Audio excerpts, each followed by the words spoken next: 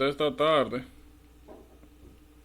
le mandé un pequeño review general de las observaciones que me parecen que se adecúan a la realidad. Naturalmente esa es mi interpretación. Si ustedes ven que algo de lo que yo dije no va con su realidad o usted no considera que es así, no hay ningún problema, porque usted sabe su realidad mejor que como yo pueda describirla. Puedo estar equivocado, pero al final aquí no se trata de bajarle los ánimos a nadie, ni de subírselo. No se trata de nada de eso. Se trata de ubicar qué podemos hacer para mejorar. Sencillo como eso. Entonces, cada vez, eso es algo que ustedes deberían hacer de manera periódica. Es algo sencillito. Cada vez que usted determine qué va a hacer y qué quiere lograr, y pase un tiempecito, y usted lo que tiene que analizar es, bueno, si yo por ejemplo decidí ahora, me está dando problemas mucho el entendimiento, voy a hacer más preguntas, o voy a leer más, o voy a hacer más flashcards, o voy a aumentar las horas de estudio, o voy a ser más estricto con las flashcards. Es la intervención que usted determine. Luego de que pase determinado tiempo, usted tiene que evaluar si el problema que generó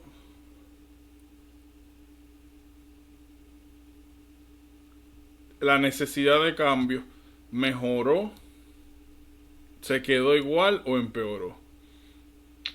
La mitad de esto se basa naturalmente en la percepción que usted tenga. Pero hay una manera objetiva que son, ya hemos hablado, los NVMe, que vamos a ver eso más adelante. Porque a veces uno cree que ha mejorado y realmente está igual o empeoró. A veces aquí, como yo le he dicho, tú coges uno de los exámenes de prueba y tú sentiste que te quemaste y te fue súper bien. Me ha pasado que siento que me va súper bien y estoy quemado. Aquí no importa lo que usted sienta, es lo que se pueda demostrar. Pero hasta que no lleguemos a ese punto de puntos donde se requieran puntos de control, no valemos es de lo que pensamos. Ahora, como les decía, la intención es que ustedes puedan validar algunas de las cosas que les dije. No es que yo necesito ni quiero tampoco ningún tipo de explicación. Usted coge lo que le corresponda y trata de hacer los cambios de lugar. Sencillo como eso. Ahora lo estoy haciendo yo con ustedes, pero naturalmente eso es un ejercicio que tienen que ustedes elaborar con ustedes mismos y que tienen que tener control de eso para evitar estar corriendo para adelante y ya esperando, confiando en el proceso y ya, y no es así. Confiar en el proceso es establecer puntos de control y usted ser dueño de su propio proceso. Y para eso usted necesita tener indicadores y necesita estar supervisando su performance. Como les he dicho anteriormente, no confundan performance con participar en la tutoría, con estar diciendo algo, eso no tiene que ver. Eso no tiene que ver. Eso, la relación, el indicador más fidedigno, como les he hablado, van a ser los NVMe. Mientras tanto, básense en su percepción. Siempre que yo vea algo, le voy a decir. Fíjense que yo duré un tiempecito para conocer, ver el perfil de cada quien, para ver cambios. Y en general, como les he dicho, yo opino que el grupo va bien. No tengo ninguna queja, no tengo nada que creo que va a ser que vaya a ser un impedimento para que salgan de esto ahora a fin de año, siempre y cuando hagan las correcciones que deben hacer, porque como les he dicho, todos los cambios que ustedes no hagan ahora, todas las cosas que barajen, que dejen de leer o que dejen de aplicar, y que porque no, que yo lo voy a hacer eso en la fase dedicada, eso le va a caer como un peñón. No ignoren nada. Siempre que usted vea algo fuera de lugar, póngale atención, porque le va a salir caro. Entonces, apliquen, cambien. Yo realmente me limito mucho en la parte de dar consejos o de decirte, oye, mira, a esto, a esto. ¿Por qué? Porque esto es un proceso personal y yo nunca he visto apropiado que yo comience a decirle a ustedes, como hace la mayoría, oye, mira esto, que yo hice esto y me funcionó. Está bien, eso me funcionó a mí. A mí fue que me funcionó, no necesariamente a ti. Como les comenté a algunos en la tarde, yo lo que les recomiendo es que analicen su caso, elaboren su estrategia de qué van a hacer. Y si tienen alguna duda o algo, pues entonces usted viene con su estrategia y la discutimos. Pero no me pidan ese tipo de consejos porque realmente yo creo que eso más fácil le hace daño que bien. Porque cada quien aprende de manera diferente. Y una de las cosas que yo he visto mucho es que, por lo general, cuando alguien busca tutoría, tiende a fijarse mucho en la nota del tutor. Y eso también es un error. Porque que sea muy alta la nota de tu tutor, eso no quiere decir que tu nota va a subir. Porque al final el límite eres tú mismo. Tú, más tu esfuerzo, más dedicación y buenas prácticas. Ya, más nada. Es así, es sencillo como eso. Tú lo que necesitas es a alguien, ¿verdad? Que pueda tener traqueo sobre ti, que ponga atención y te pueda explicar las cosas que se te hacen difíciles. Sencillo como eso. Y que naturalmente tenga la experiencia del proceso y sepa enfocar.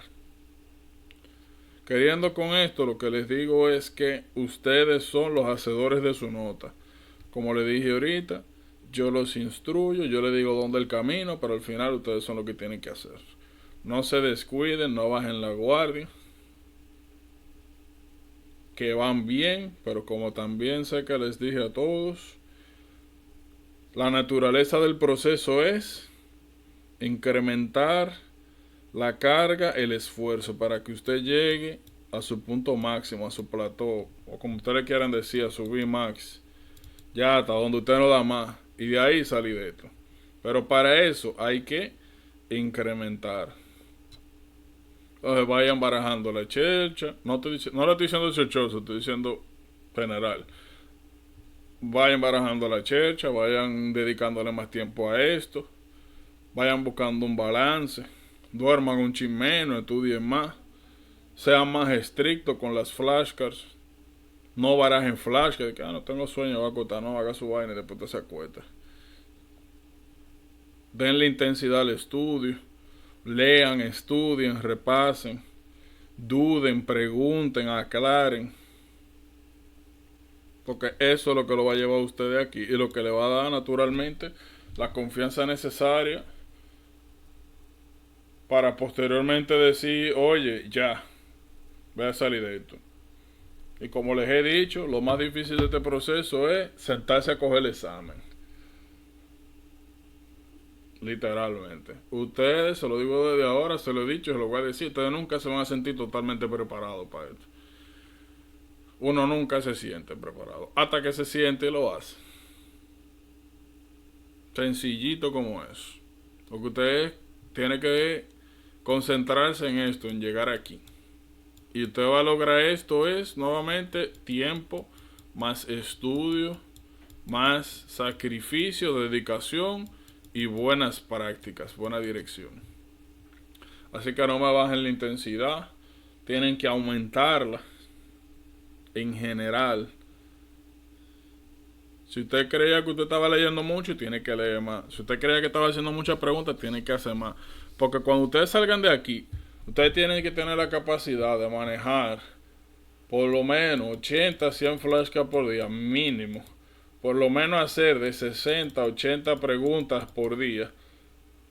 Y del límite de páginas no voy a hablar, porque ya eso es sumamente relativo e independiente. Pero por lo menos de 20 a 30 páginas de revisión, acompañada, ¿verdad?, de la revisión de las preguntas. Y esto, miren, llega aquí, eso es, o sea, está ya a la cima. Llegar aquí y hacerlo todo, todos los días de manera organizada y posible, eso es literalmente casi imposible. Casi. Y cuesta. Y en esa fase dedicada de 2 meses y medio, 3 meses, que usted sale de acá y a coger malucha para acá. Entonces hay que ir aumentando esa intensidad para que la transición sea lo más sana, suave posible y la aprovechen de verdad. Cualquier duda, como les dije, ustedes me dejan saber.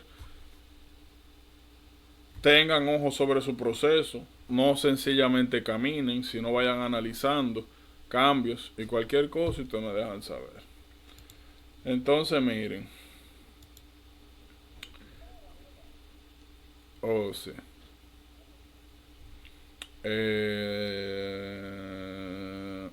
Ok.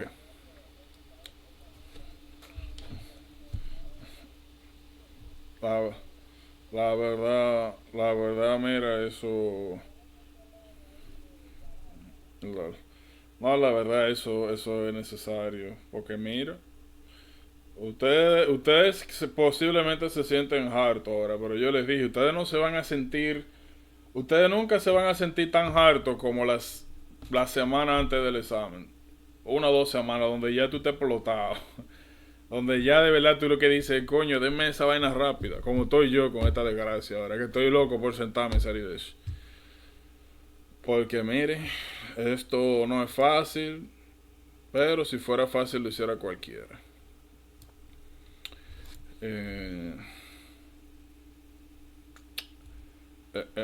Ok, miren, estas patologías son patologías estructurales, meramente estructurales. Con estructurales me refiero a que hay algún tipo de problema congénito. Tú naciste con esto, algo pasó. Las cardiopatías congénitas se dividen en 2 grandes grupos, que son las cianóticas y las no cianóticas. Fíjense, todas estas patologías tienen en común lo siguiente. El shunt que se produce en última instancia es pasando sangre del corazón del corazón derecho a circulación sistémica.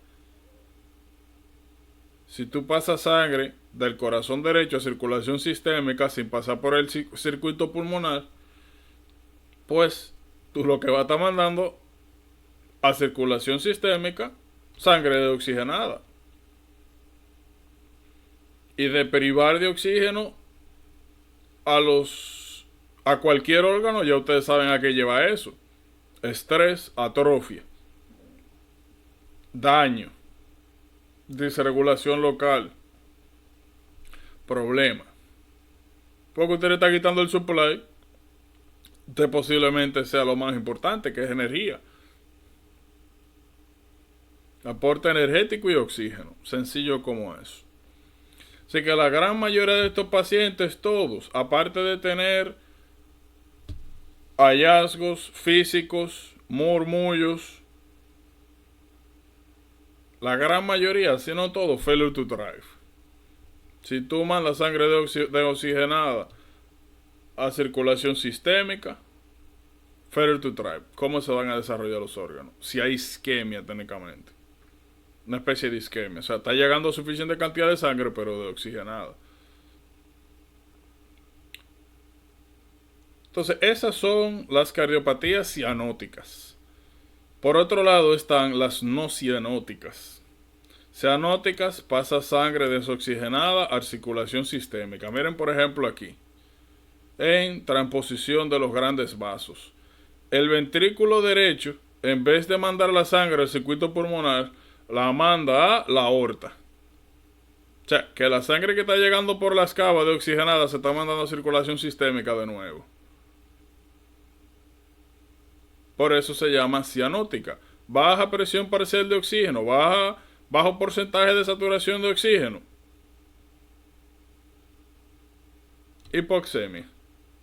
Entonces van a ver cianosis, que al niño se le va a poner los dedos extremidades, los lips, la cara, azul. Nosotros anteriormente habíamos hablado de ventricular septal defect y habíamos hablado de atrial septal defect, donde el shunt ocurría de izquierda a derecha. Y aún nosotros teniendo shunt, aún teniendo murmur, esas cardiopatías eran no cianóticas, porque estaba pasando sangre del sistema izquierdo al derecho, no como aquí que pasa contrario. O sea, eso es importante. Tienen que aprenderse. Yo les recomendaría esta mnemotecnia, las T. Cada vez que ustedes vean que un niño nace y tiene cianosis y algún tipo de murmur o alteración en el examen físico cardiovascular, de una vez las 5T a la cabeza. Después busca cuál es.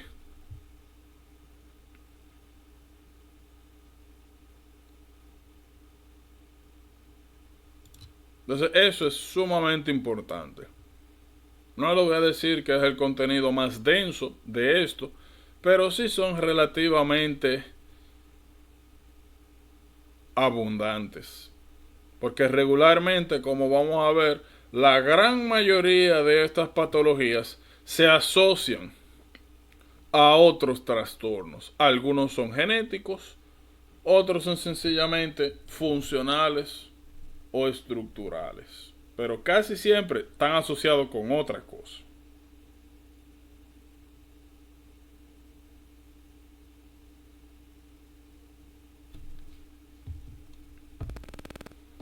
El primero que vamos a ver es persistencia del tronco anterioso. ¿Se acuerdan del tronco anterioso?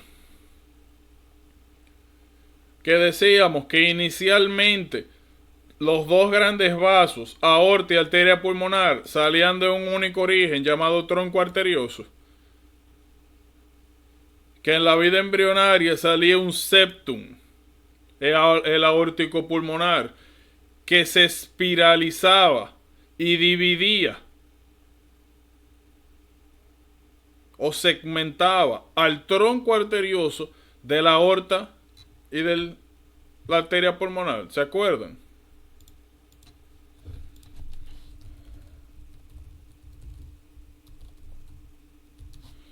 Spiral. Mírenlo aquí.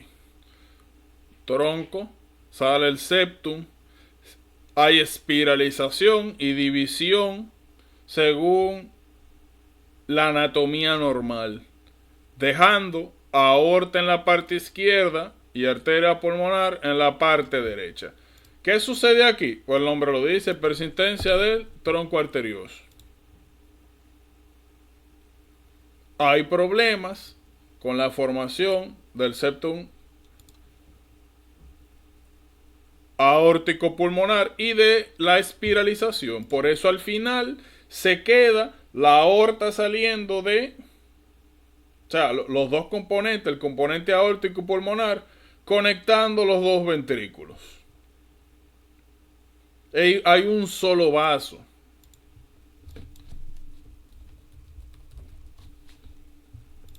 Sale un solo gran vaso, mírenlo ahí.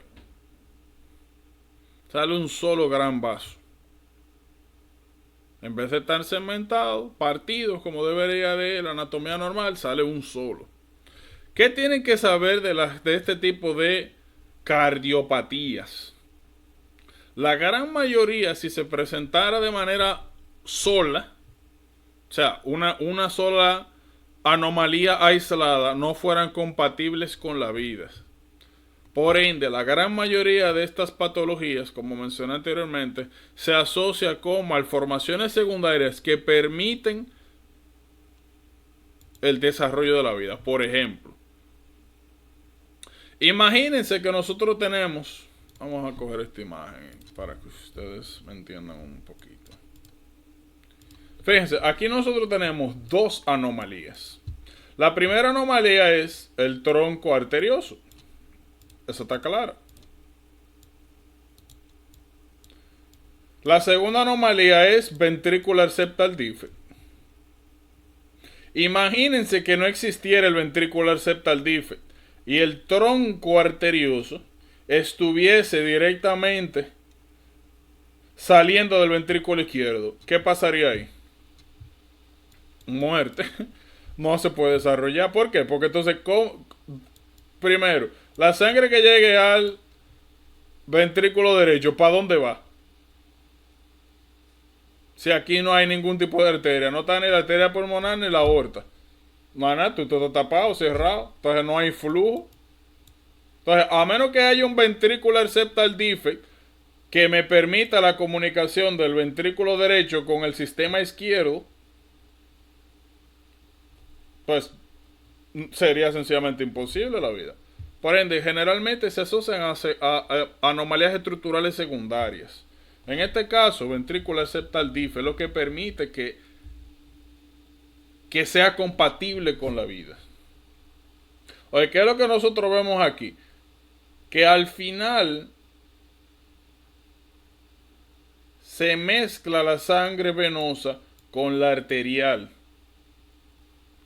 Por ende, la sangre que se inyecta al sistema mayor circulatorio tiene más oxígeno que la sangre desoxigenada que está llegando a través del retorno venoso, pero menos oxígeno de la que debería tener este sistema. Por ende, es una cardiopatía cianótica. Está enviando sangre al componente sistémico baja, con una presión baja de oxígeno. Es pobre oxígeno. Vamos claro con tronco arterioso.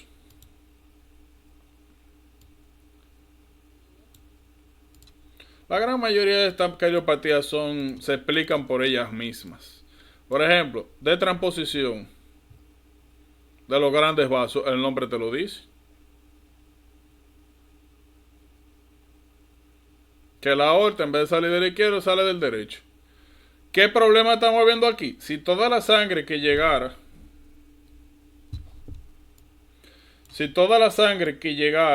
del retorno venoso fuera enviado directamente para la aorta, incompatible con la vida. Por ende, tenemos que tener algún tipo de comunicación, ya sea intercomunicación arterial o ventricular.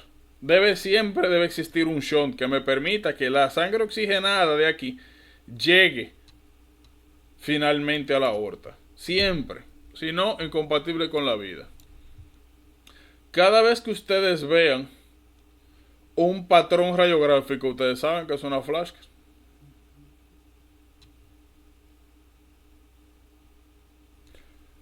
Este caso es interesante por lo siguiente.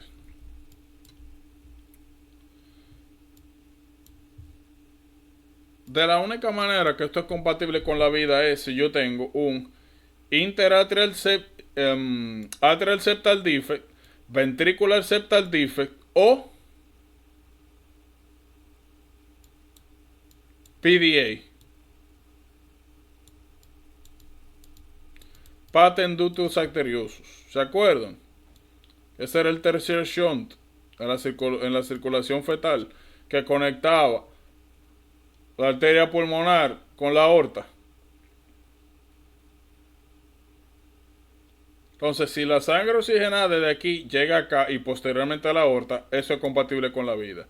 Si hay una comunicación interarterial y la sangre de aquí pasa a la aorta, eso es compatible con la vida. Ahora, si todo esto está cerrado, pero yo tengo el PDA todavía, o sea, el ducto arterioso patente, remanente, pues por aquí también puede pasar sangre del sistema pulmonar, o sea, sangre oxigenada, a la aorta.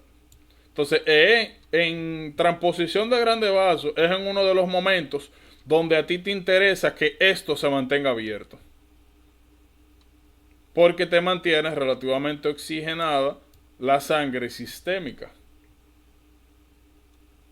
Entonces, a esos pacientes, ustedes saben lo que hay que darle: prostaglandina E2 hay que darle para mantener esto abierto.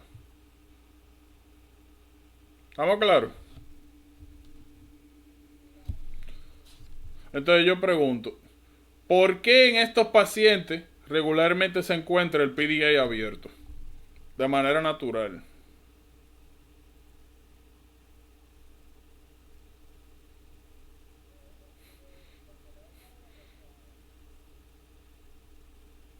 Que no hay un cambio de...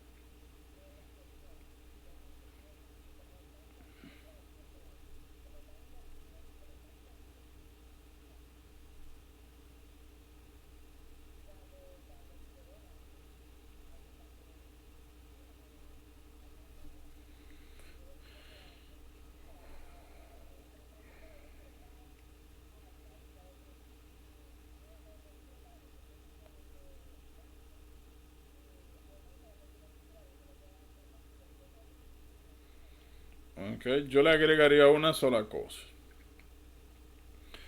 Que más que dependiente de presión, es dependiente de la presión parcial de oxígeno. El oxígeno es lo que mantiene esto abierto o cerrado.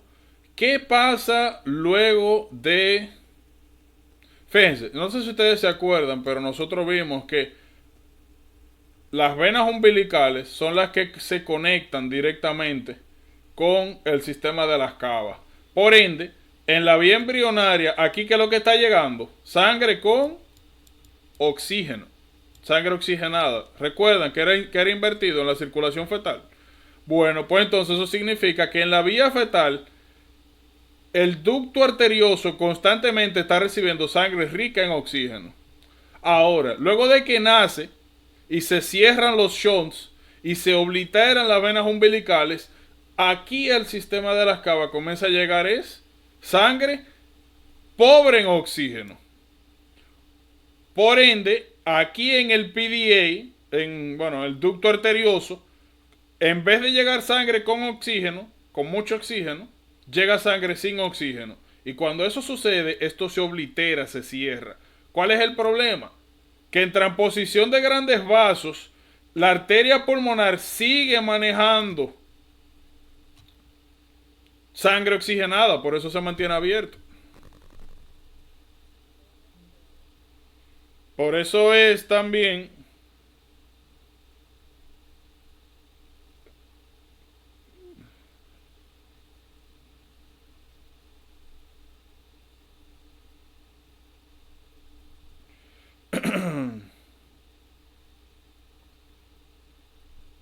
¿Estamos claros?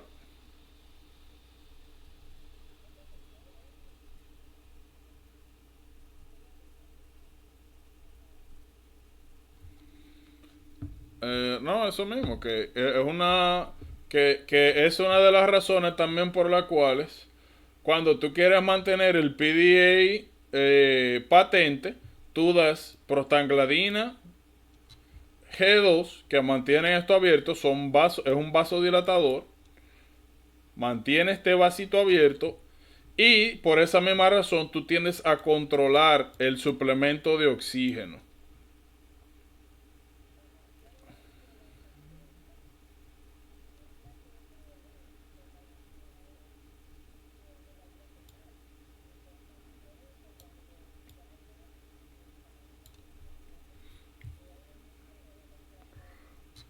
Naturalmente, cuando entremos a OB vamos a ver que la placenta podríamos considerarlo más que un reservorio, un órgano endocrino. Vamos a ver eso, prostaglandina, vamos a ver lactógeno placentario, vamos a ver también que es una fuente de progesterona para mantener el embarazo.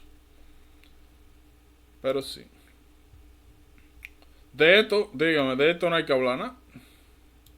Tricúspide atresia. Cada vez que ustedes vean la palabra atresia, oigan bien, no me confundan estenosis con atresia. Miren bien, imagínense que es un esófago.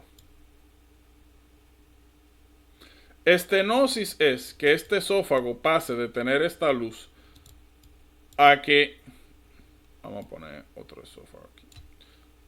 A que en un segmento desarrolle fibrosis. Este tejido, vamos a decir que el tigre se dio un trago de, no sé, cloro, un agente cáustico, un ácido, Y después de que sobrevivió, se fibrosó este segmento, fibroso.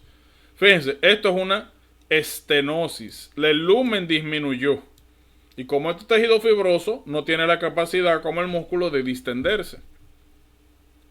Atresia esofágica sería esto. Atresia es que no es que el lumen está chiquito, sino que no hay lumen. Entonces, si estamos hablando de tricúspide atresia, es que esto está obliterado, cerrado. No me lo confundan con estenosis. Estenosis es endurecimiento de las valvas, pero hay espacio.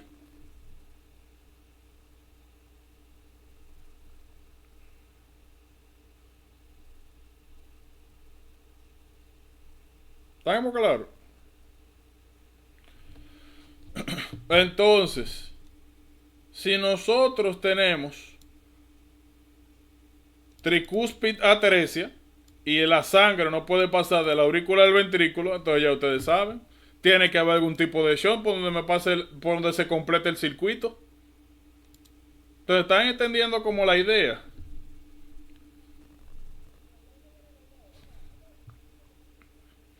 Nat Naturalmente, porque si tú me estás bloqueando aquí totalmente, tú tienes que primero tener la capacidad de tener atrial septal defect para la sangre de aquí pasarla por acá al sistema izquierdo. Ahora, cuando esa sangre que está pasando de aquí para acá es pobre en oxígeno, así que no te sirve de mucho. Y si tú la mandas para la aorta, no estás haciendo nada. Por ende, también tiene que haber una comunicación interventricular, cuestión de que parte de la sangre que pase para acá pase al sistema pulmonar a oxigenarse, llegue por aquí y me compense, porque si no fuera incompatible con la vida.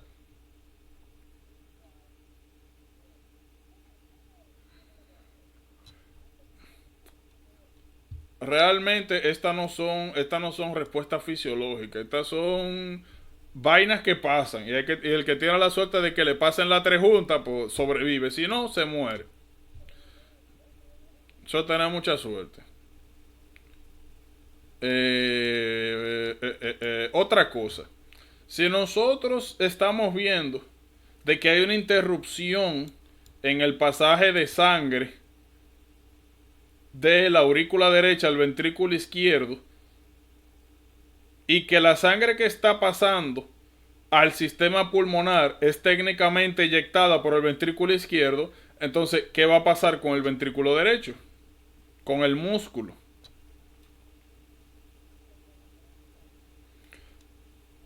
Atrofia. Porque quien está mandando sangre al sistema pulmonar es el ventrículo derecho. Entonces el ventrículo derecho se va a hipertrofiar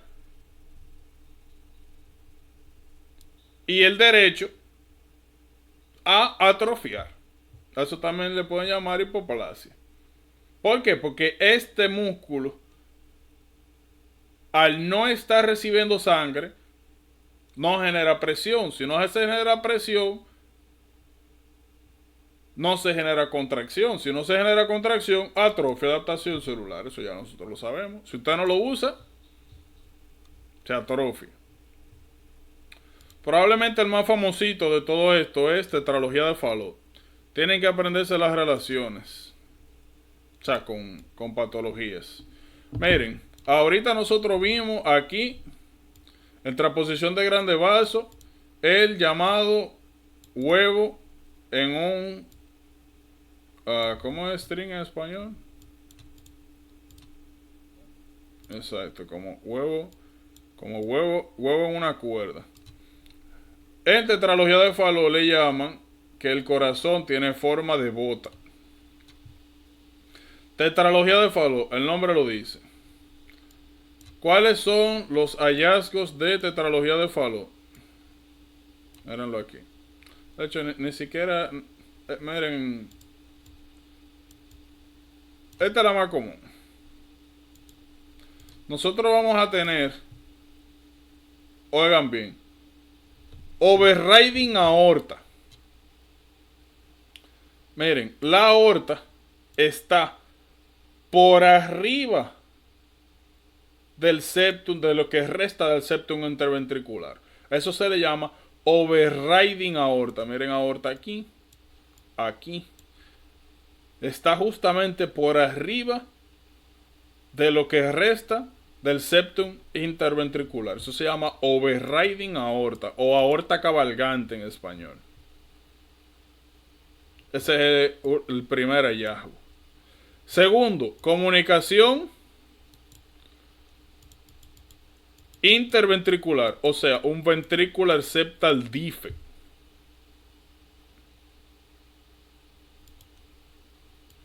Tercero, ¿qué estamos viendo aquí en el ventrículo derecho?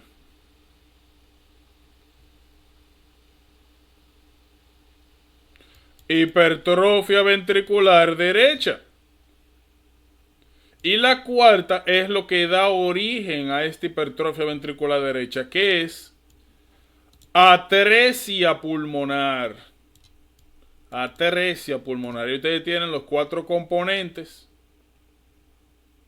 de la tetralogía de Fallot: overriding aorta, ventricular septal defect,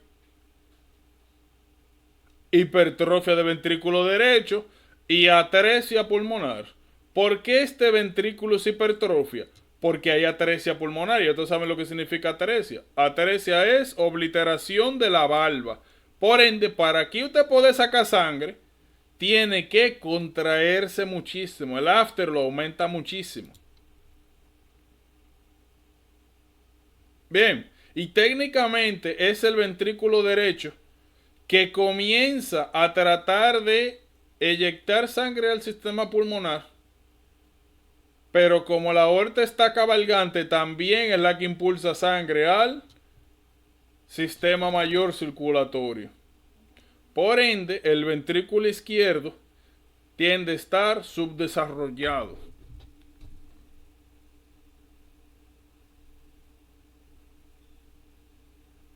¿Estamos claros? Tetralogía de Fallot. Probablemente... Ajá.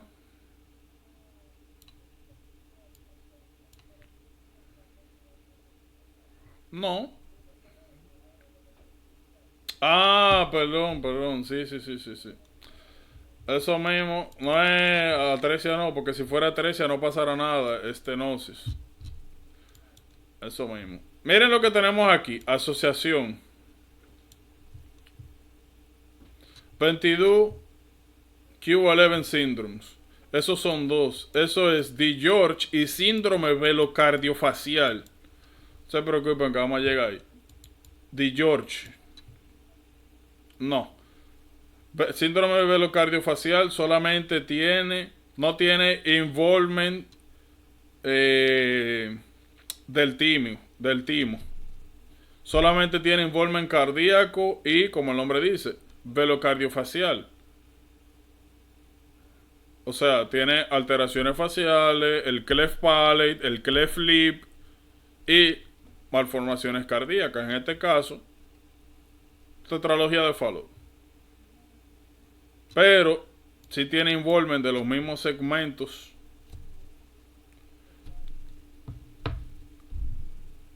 no del cuarto y del tercero, o sea, no de los orígenes embriológicos, sino de, me refería a genético.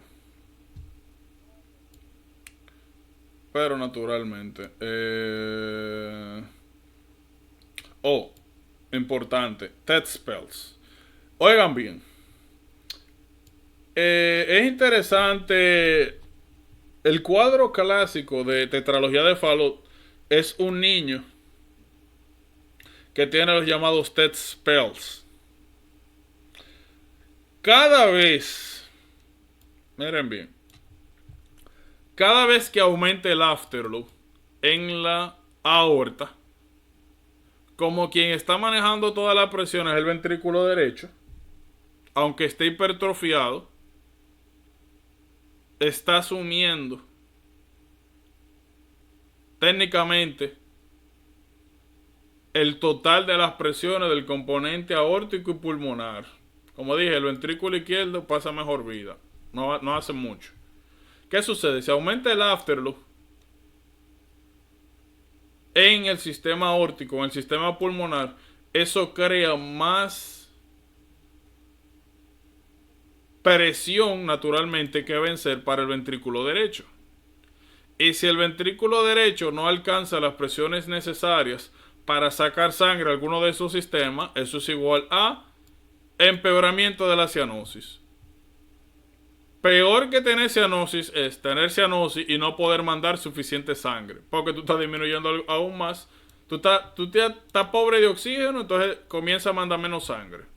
Eso regularmente sucede cuando nosotros hacemos maniobras que aumentan el afterload, como dije, del sistema circulatorio aórtico, como hemos mencionado, hacer ejercicio, esfuerzo, levantar cosas pesadas, hacer fuerza con la mano, o del sistema pulmonar, llorar, hacer algún tipo de esfuerzo que cree vasoconstricción de los segmentos pulmonares. Eso te genera, aparte de la hipoxia que ya hay, un déficit en la cantidad de sangre que se eyecta. Y regularmente eso se refleja como dolor,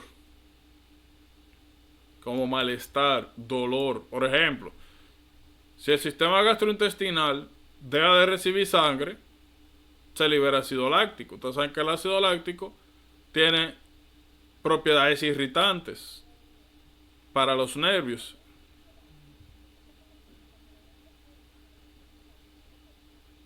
¿Alguien más le está pasando eso? Si tú quieres salir, entra. Por si acaso.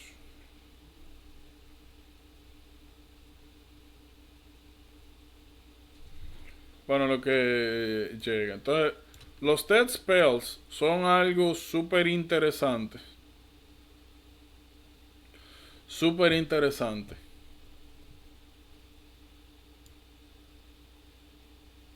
Bueno.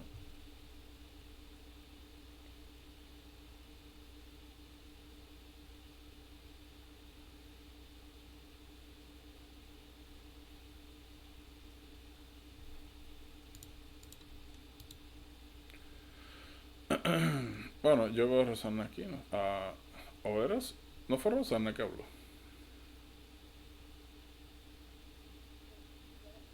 Ok. ¿Qué tal ahora?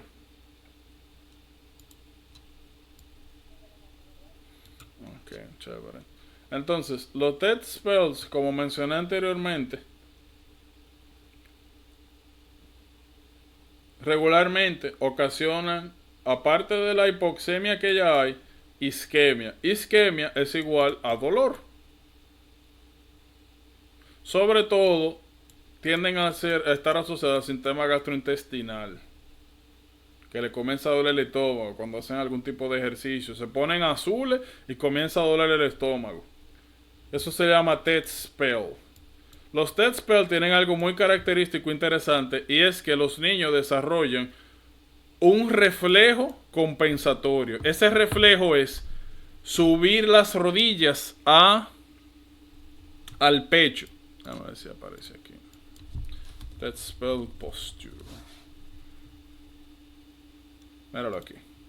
Bueno, aquí lo están haciendo como un niño para mejorar la sintomatología, pero ese reflejo lo desarrollan los niños a lo largo de la vida. Míralo aquí. Se sientan así. Y eso es un reflejo que ellos desarrollan, no es que se lo enseñen. Hacen squats. Hacen squats y eso mejora el cuadro. ¿Cómo mejora el cuadro un squat? Fíjense. Voy a traer otra imagen.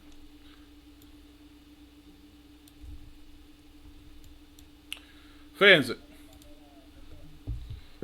Naturalmente, squatting hace dos cosas. Aumenta el retorno venoso. Si tú te pones en esta posición, tú estás comprimiendo, tú necesitas que los músculos de la pierna se contraigan para poder sostener el peso del cuerpo. Si los músculos de la pierna se contraen, squishean, sacan la sangre del sistema venoso. Si sacan o pompean la sangre del sistema venoso, llega naturalmente al corazón. Si llega al corazón, aumentan el prilo. Si aumentan el prilo, puedo mejorar o puedo generar más presión en el ventrículo derecho. Si genero más presión en el ventrículo derecho, más fácil comienzo a mandar sangre a los sistemas. Y eso mejora la sintomatología y la cianosis. Eso se llama TET spells. Muy sugestivo de tetralogía de Fowler. Cada vez que ustedes vean un muchachito que comienza a dolerle el estómago, sobre todo que hizo algún tipo de esfuerzo, que estaba corriendo, embromando, que se dio y después comenzó a dar gritos y comenzó a dolerle el estómago, y te dicen en el cuadro que él está subiendo la pierna al pecho, la rodilla, o que está tirado en el piso y que no se quiere levantar, que no quiere dejar esa posición, o que si la deja vuelve para atrás el cuadro, tetralogía de Fowler, TET spells. ¿Estamos claros? Ah, pero míralo aquí.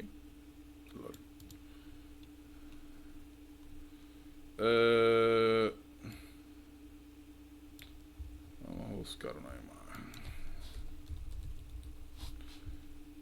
El nombre lo dice todo. El nombre lo dice todo. Este está bien. Sí.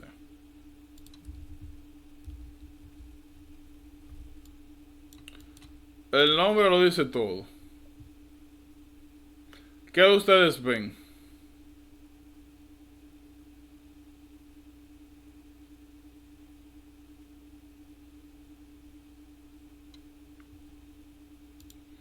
Exacto. ¿Dónde deberían supuestamente llegar? Deberían llegar es al atrio izquierdo. Pero en vez de llegar aquí, están llegando al sistema venoso. Cava. La sangre que sale de las venas pulmonares es oxigenada. Es la sangre que está llegando de la que se eyectó por aquí. Recuerden que el flow natural es atrio derecho, ventrículo derecho, arteria pulmonar, de la arteria pulmonar a los pulmones, se oxigena y después llega a través de las venas pulmonares al left atrium. Y de ahí sigue ventrículo, sigue aorta. Aquí, en vez de llegar acá, se devuelve esa sangre oxigenada al sistema de las cavas. Por ende, toda la sangre que está en el circuito terminal cardíaco tiene una presión baja de oxígeno. Bien.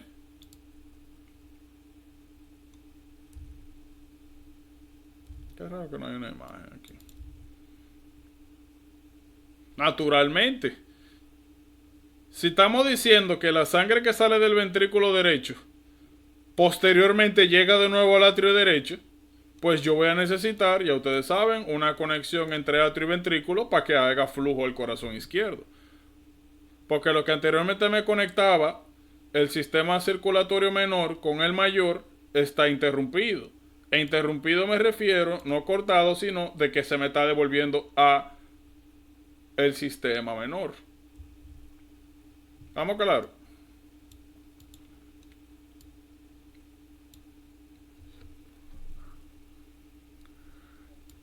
Clásico. Cada vez que ustedes vean una mujer, oigan bien, una mujer,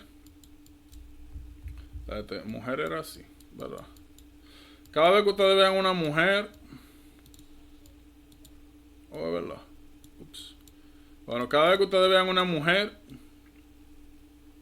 que tenga bipolar disorder, bipolar disorder tiene dos tratamientos de maintenance.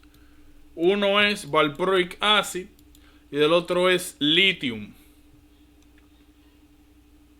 Cada vez que ustedes vean una mujer con bipolar disorder que sale embarazada y no tuvo control prenatal, esperen su Epstein anomaly. Epstein anomaly es definida como atrialización ventricular.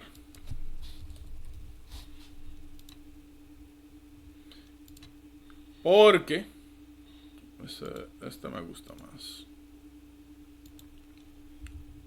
De hecho, esta me gusta más.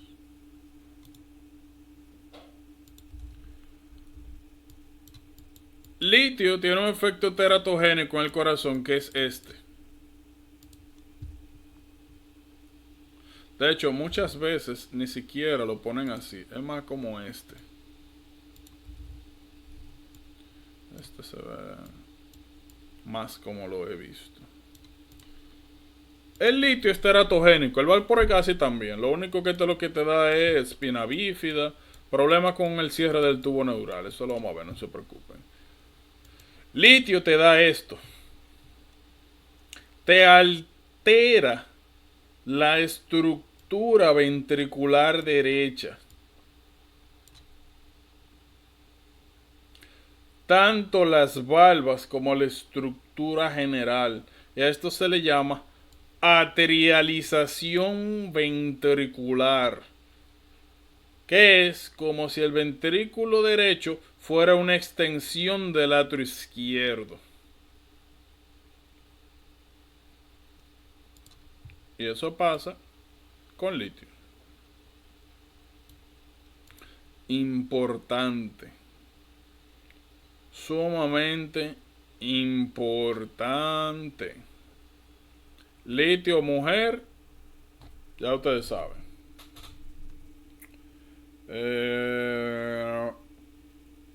Ok.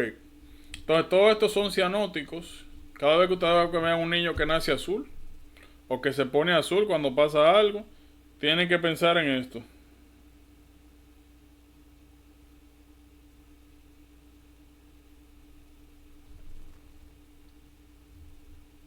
Y tienen que pensar las 5T. Si el niño tiene algún tipo de murmur,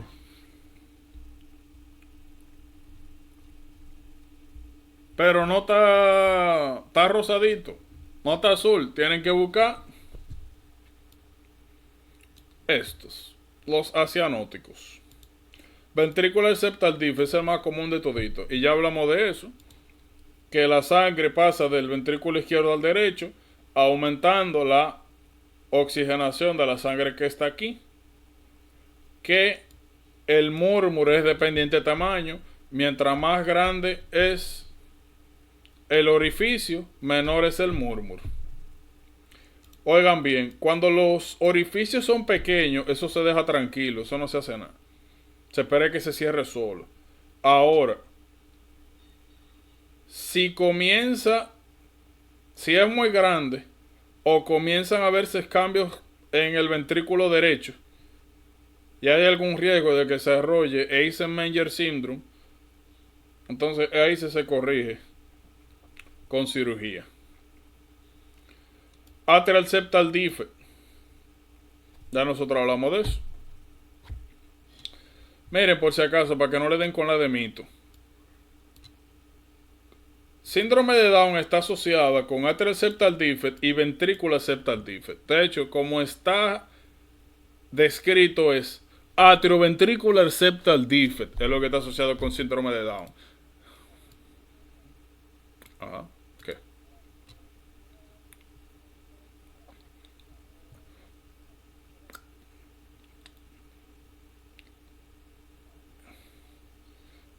A lo que se refiere es que los niños con síndrome de Down tienden a tener más defectos aquí y aquí. Y ya. Ahora, de los dos, ya nosotros mencionamos que ventricular septal defect es el más común de los dos.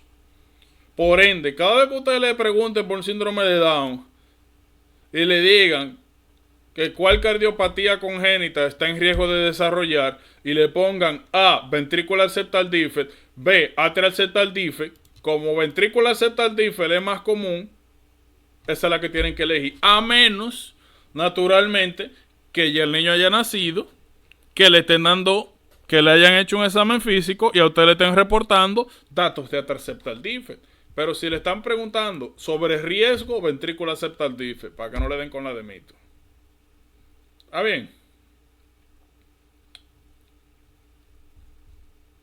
En pocas palabras, los niños con síndrome de Down tienen aumento de riesgo de tener o atrial septal defect o ventricular septal defect. por separado, no es que le da los dos juntos. Ahora, si ustedes le dicen, mira, que esta mujer está embarazada y que salió positivo para trisomía 21, hay que avisarle a la mamá de que él tiene aumento de riesgo de desarrollar A. Atrial septal defect. B. Ventricular septal defect. Le dicen, ven acá, pero ¿es los dos? Bueno, sí, es los dos, pero de los dos, el que es más común es ventricular septal defect, entonces este, por si acaso. ¿Cómo?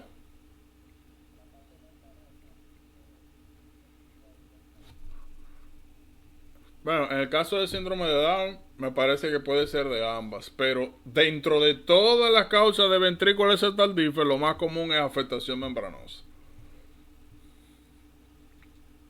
Y ya nosotros hablamos de los efectos que esto tiene. Atrial septal defect, hablamos de lo embolo paradójico, hablamos del efecto en el paradoxical splitting, ya hablamos de eso, ¿verdad? No tenemos nada que hablar. PDA, ya hablamos de eso.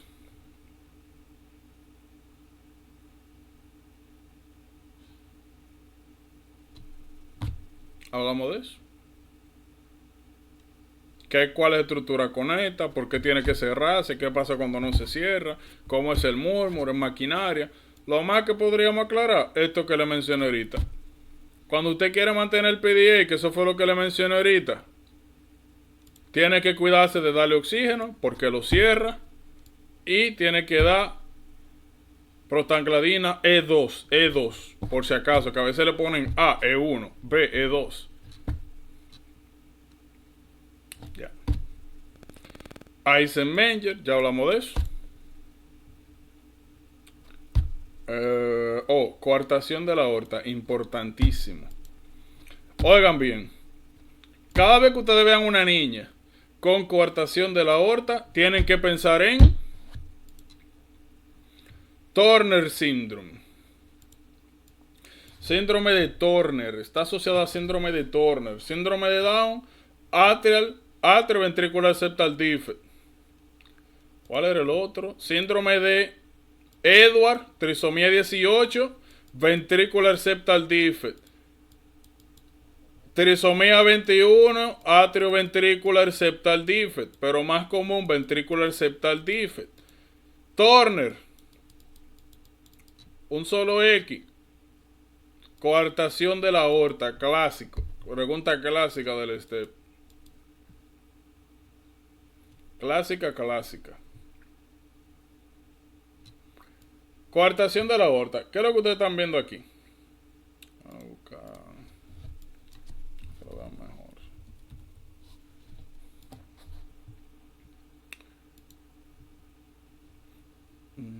Míralo ahí. Míralo ahí. ¿Qué es lo que ustedes están viendo en coartación de la aorta? Que hay un segmento de la aorta que está como estenosado. Sencillo. ¿Qué cuidado tienen que tener con esto? Bueno, es interesante esta patología realmente, por los hallazgos que son bien salvajes. Yo pregunto. De hecho, espérate, esta imagen no me gusta tanto para lo que quiero que me representen. Sí, esto está bien. Esta está mejor. Entonces yo pregunto. Bueno, no voy a preguntar. Los hallazgos patognomónicos, ¿cuándo ustedes sospechan de coartación de aorta? Primero, ¿qué tú dices? Ok. Bueno, lo primero es síndrome de Turner. Segundo, cada vez que ustedes vean un niño o una niña, esto es congénito, vamos a dividir la aorta en dos porciones, en ascendente y en descendente, ¿verdad?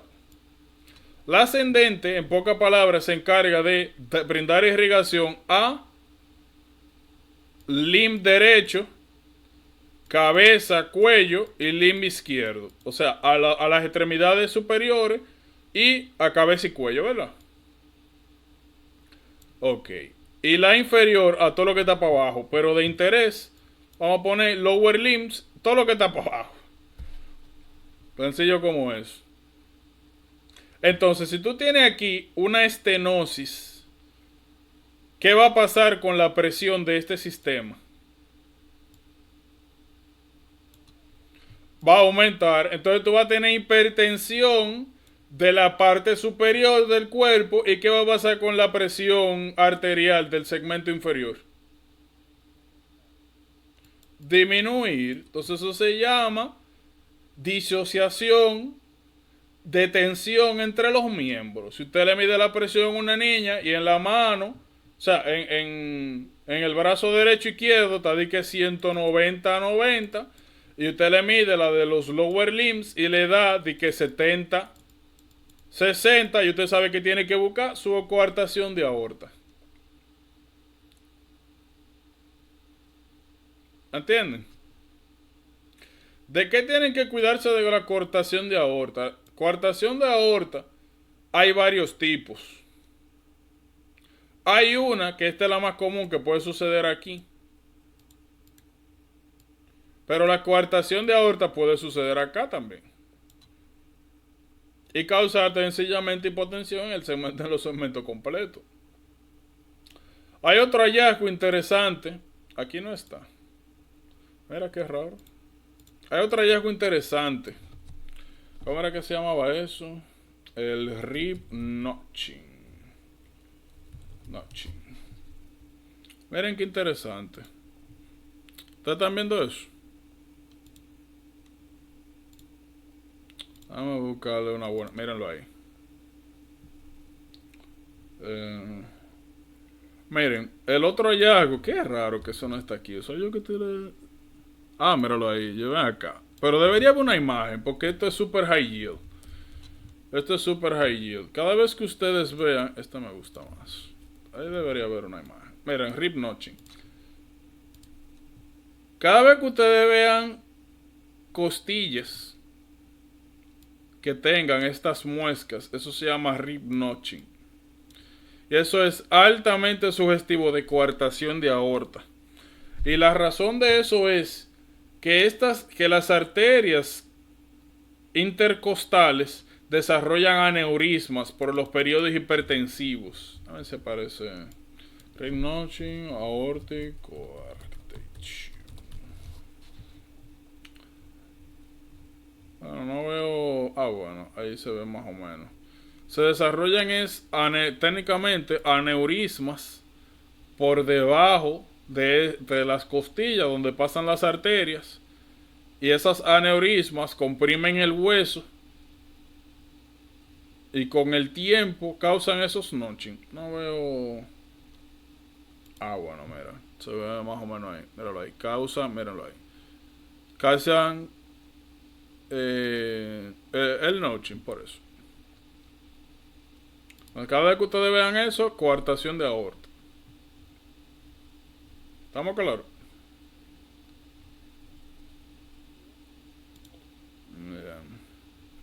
Bueno, en fin. Eso es lo más importante. Esto es importante. Más adelante en neuro vamos a hablar mucho de aneurismas. Pero hipertensión es la causa principal de aneurisma.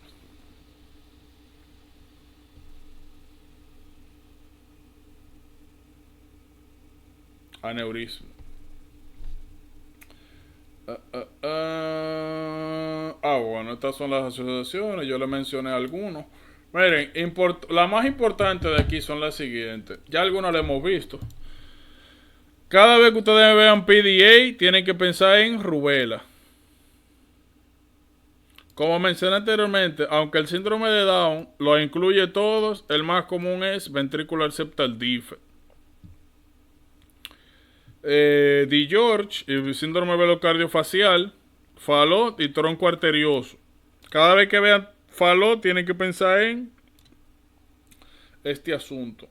Lithium, ya lo mencioné. Turner, agregarle bicuspid aortic valve. Ella. Williams, no hemos visto todavía Williams.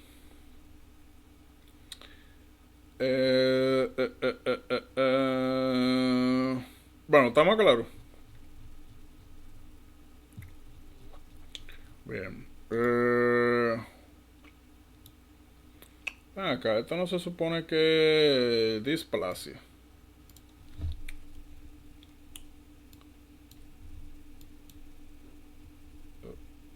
Ups.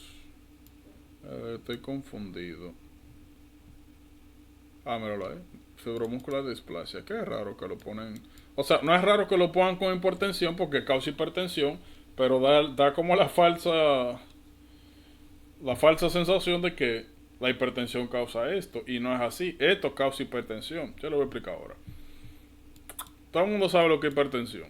Todo el mundo sabe cuáles son los factores de riesgo. Todo el mundo sabe que el 90% de las hipertensiones no se sabe cuál es la causa. Es idiopático. Regularmente, cuando ustedes vean hipertensión, tienen que buscar problemas valvulares. Regularmente tienen que buscar causas secundarias, que regularmente son, oigan bien, o causas valvulares o condiciones de base. Vamos a hablar en un momento de fibromuscular displasia. No vamos a entrar a endocrino, pero algunos tumores, feocromocitoma, síndrome de Cohn, aldosteronoma. Regularmente hay algo raro por ahí, cada vez que usted ve a alguien con hipertensión.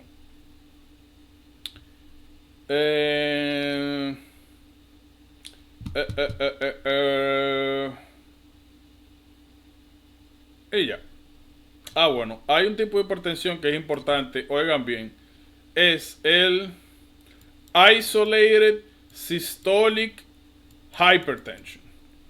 Cada vez que ustedes tengan a alguien de edad más de 60, 65 años que tenga de que 140, 80, eso es Isolated Systolic Blood Pressure. El único que esté elevado es la presión sistólica, la diastólica está normal. Eso es causado por stiffening de la aorta y las arterias. Es un proceso natural. Ustedes saben, con el tiempo se van calcificando, van perdiendo elasticidad. Y mientras más duras están las arterias, más presión se necesita para bombear, más resistencia generan. Ya. Eso es lo que tienen que tener.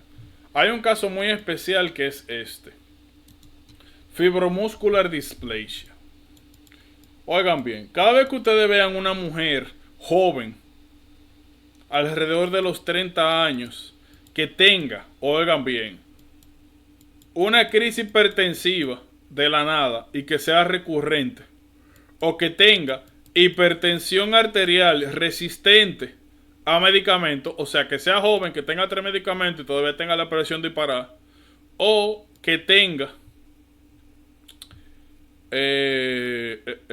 ¿cómo se llama esto? Dios mío. Le llaman es pulmonary flash. ¿Cómo se llama cuando hay líquido en los pulmones? Edema. Pulmonary flash edema, o sea, una gente que está normal y de la nada tiene problemas, dificultad respiratoria, y cuando revisan, ¡ay! Edema en los pulmones. Cada vez que ustedes vean eso en una mujer joven, tienen que pensar automáticamente en fibromuscular displasia. El nombre lo dice. Fibromuscular displasia es una enfermedad que ocasiona weakening de las arterias musculares. Principalmente ese weakening sucede en 2 sitios. Uno, en las arterias renales. El otro sitio es donde se divide en la ubicación de división de las carótidas. Porque eso es importante. Porque donde hay fibromuscular displasia, como ustedes pueden ver, eso le llaman string of beads, eso es collar de perlas. Es una angiotac. O sea, todo el método de contraste y un ataque, se ven esas aneurismas una atrás de otra en los segmentos arteriales. Eso es fibromuscular dysplasia. Cada vez que ustedes vean eso, fibromuscular dysplasia. Eso mismo se forma en los segmentos donde se divide la carótida común en carótida interna y externa. Eso mismo. Como aquí se está deformando el vaso, ya ustedes saben lo que va a pasar. Eso va a desarrollar murmur. Eso desarrolla una especie de... ¿cómo es que le llaman? No es murmur que le dicen, es bruit. Bruit. Eso mismo, soplo. Un soplo que cuando tú pones el estetoscopio en los campos renales, se oye literalmente como si estuvieran soplando. Y cuando tú le pones el estetoscopio en el cuello, también suena un soplo. En una mujer joven, fibromuscular dysplasia. Sencillo como eso. Bien. Ustedes saben que la crisis hipertensiva se divide en dos grupos: urgencia y emergencia. Oigan bien, que eso siempre es un motivo de confusión. Los valores de presión son iguales en las dos. Urgencia y emergencia, los valores 180 sistólico, 120 diastólico más. La diferencia entre una y otra es que en emergencia, en hypertensive emergency, comienza a ver lo que se llama end organ damage. O sea, comienza a verse aumento de la creatinina, aumento de la transaminasa, alteración de la conciencia. Comienzan a aparecer complicaciones. Por si acaso. Regularmente lo que se utiliza aquí como tratamiento tienden a ser dos fármacos: labetalol o nitroprusiato de sodio. ¿Qué tienen que saber?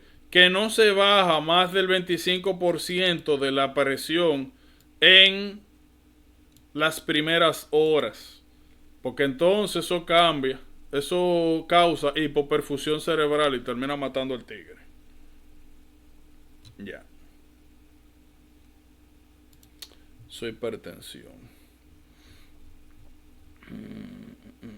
De las complicaciones no le he hablado, porque eso lo vamos a ver ahora cuando hablemos de miocardiopatías. De miocardiopatías. De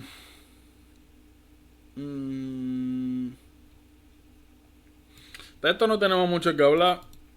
Cada vez que usted vea depósito, busca hipercolesterolemia familiar, hipertrigliceridemia. Sencillo como eso. No es normal. Si le pregunta por tratamiento, depende cuál sea la patología. Pero regularmente o fibratos, si hay hipertrigliceridemia, o estatinas para disminuir el colesterol. Hay otras consideraciones, pero nuevamente eso es lo general.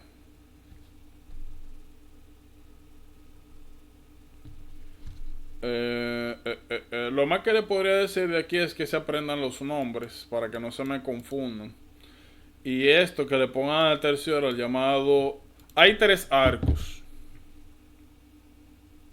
de interés.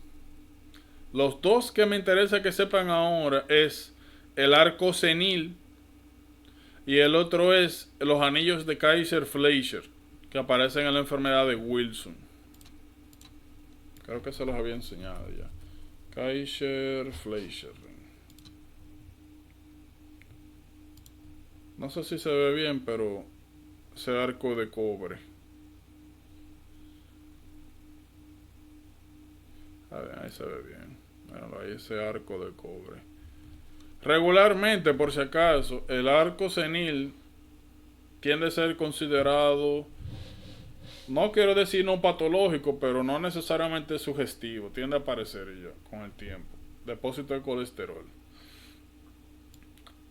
Ay, ay, ay. Miren, arteriosclerosis. Ya ustedes saben que esclerosis es endurecimiento. Hay distintos procesos que tienden a alcanzar endurecimiento de los vasos sanguíneos. Me interesa que conozcan vamos a ver más, pero me interesa que sepan que dependiendo de qué arteria y de cómo sea, de cuál sea el causal del endurecimiento, reciben un nombre diferente. Arteriolosclerosis, no me lo confundan con aterosclerosis. Y Mockenberg o calcificación media arterial. Tienen que aprender a diferenciarlas. Arteriosclerosis pasa en arterias menores. Aterosclerosis en arterias mayores. Como mencioné, arteriolosclerosis hay dos. Hialina, ya nosotros hablamos de eso. ¿Se acuerdan cuando hablamos de necrosis fibrinoide? Mírala ahí, necrosis fibrinoide. Ahí está. La que posiblemente sea nueva es esta. Cada vez que ustedes vean una arteria que tiene el lumen disminuido, y lo que la tiene disminuido no es un material proteináceo, sino que son láminas concéntricas celulares, tienen que pensar de una vez en malignant hypertension, hipertensión maligna, hipertensión severa. Cada vez que ustedes le enseñen eso, sobre todo tiende a pasar en los glomérulos renales, en las arterias renales. Cada vez que ustedes vean eso, hipertensión maligna.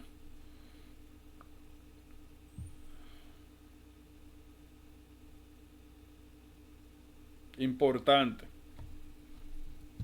Este también pasa por hipertensión, pero como habíamos hablado, necrosis fibrinoide, que era sencillamente por daño por el aumento de presión y depósito, modificaciones, alteraciones proteicas estructurales superficiales. Esto es hipertensión crónica, esto es malignant hypertension.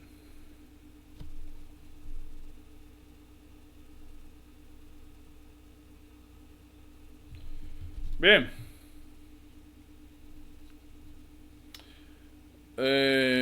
Y como ustedes ven, ambas te ocasionan narrowing del lumen. Más adelante vamos a hablar de claudicación o de los efectos que tienen el narrowing de arterias.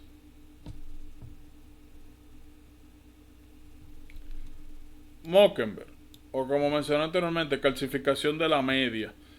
Miren, cada vez que ustedes vean una radiografía y ustedes vean o segmentos calcificados o vean punticos blancos aislados que correspondan al sistema vascular, si son punticos aislados, eso se llaman, y está en el sistema venoso, se llaman flebolitos. Flebolits. Si ustedes ven segmentos completos, eso es calcificación de la media. Ustedes saben que los vasos sanguíneos tienen 3 capas. Una íntima, una media e intersticial o adventicia. Vimos que necrosis fibrinoide, hialina y hiperplásica ocasionan alteración de los segmentos de la íntima, del lumen y la íntima. En Mockenberg lo único que tenemos es calcificación de la media. Estos tienen aspectos patológicos por detrás, o sea, tienen implicaciones patológicas. Mockenberg, oigan bien, no tiene significancia clínica, eso no hace nada.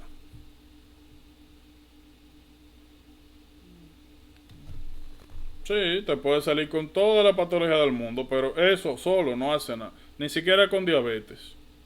Eso es lo que puede precipitar que ocurra.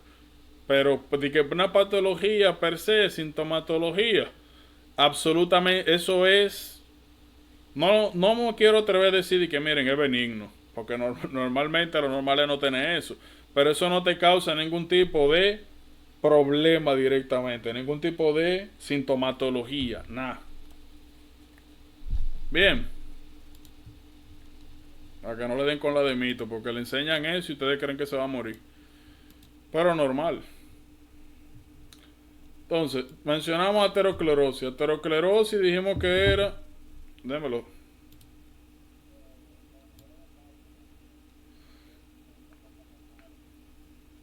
Sí, porque no es... esto nuevamente es un proceso... Nuevamente, no lo quiero llamar normal, pero no es a través de un proceso necesariamente patológico. Bien, eso no lo consiguen como un proceso patológico. De eso nadie se muere. Aterosclerosis. Todos los efectos y lo que hablamos anteriormente sucede en arterias de calibre pequeño. En tal caso mediano. Aterosclerosis, grandes vasos. Sobre todo. También en los medianos, pero clásicamente grandes vasos. Que se sepa en la secuencia de dónde aparecen, eso es importante. Del lugar más común al menos común. Los factores de riesgo, importante. Síntomas. Regularmente es asintomático, pero cuando presenta dos: angina y claudicación.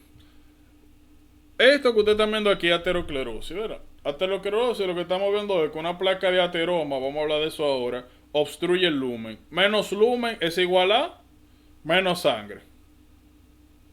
Menos sangre es igual a hipoperfusión.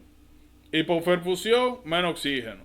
Si esto pasa en una arteria coronaria y tú necesitas salir huyendo, si tú sales huyendo y tú tienes una arteria coronaria bloqueada, más del 50%, eso es importante, más del 50% está bloqueada y tú sales huyendo, entonces al segmento donde esta arteria está irrigando no va a recibir oxígeno suficiente y eso es igual a angina. La angina es por bloqueo de las arterias coronarias. ¿Estamos claros? Claudicación. Claudicación también ocurre por aterosclerosis, pero se relaciona más a extremidades.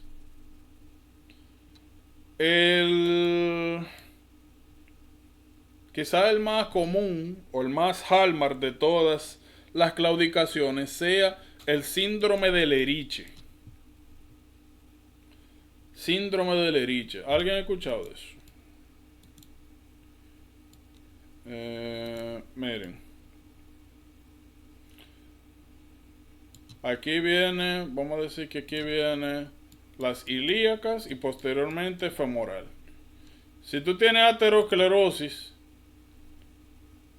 vamos a decir aquí en la femoral. Si tú tienes aterosclerosis en la femoral, ya sabemos que si la oclusión de la placa es más del 50%, eso es igual a disminución de la perfusión de aquí para abajo.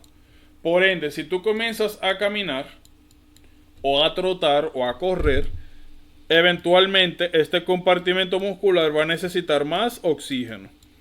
Si tú no puedes mandar esa cantidad de sangre para suplir ese oxígeno, eso es igual a claudicación. Claudicación es cuando tú haces un esfuerzo con un segmento donde hay una arteria ocluida y te comienza a doler el pie. Te comienza a doler, a molestar, pierdes fuerza. Tienes que pararte a coger aire. Tienes que pararte a descansar los pies. Cada vez que ustedes vean eso, tienen que pensar en aterosclerosis, claudicación. Si eso pasa en los miembros superiores, donde ustedes tienen que una gente, por ejemplo, un tenista, lo clásico, que comienza a hacer ejercicio o algo y que cuando comienza a dar a la pelota, mueve el brazo, que siente que se le cansa de una vez, que el derecho se le cansa rapidísimo, más que el de la izquierda y que le duele después. Ahí ustedes tienen que pensar o en aterosclerosis, por ejemplo, de la subclavia, o puede pensar también en... ¿cómo era que le llamaban a esto? Thoracic Outlet Syndrome. Que lo vamos a ver más para adelante, no se preocupen. Thoracic Outlet Syndrome. Pero cuando ustedes ven claudicación, eso lo que indica es que hay algo que no está permitiendo que llegue la cantidad de sangre necesaria donde se está requiriendo en ese momento. Sencillo. Pero ¿estamos claros con qué es eso? Ok. Miren. Déjame buscar.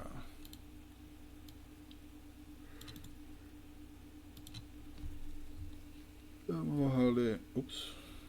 Esto porque me está dando en la madre.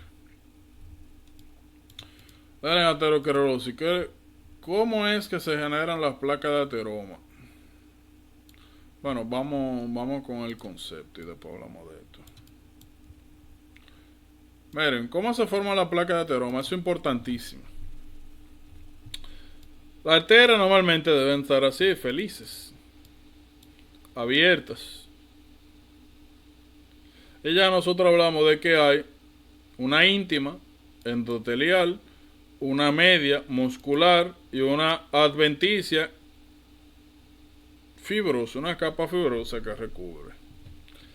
Entonces, cuando se desarrolla disfunción endotelial se refiere a daño endotelial, algo que daña el endotelio. Regularmente eso se resume a dos cosas.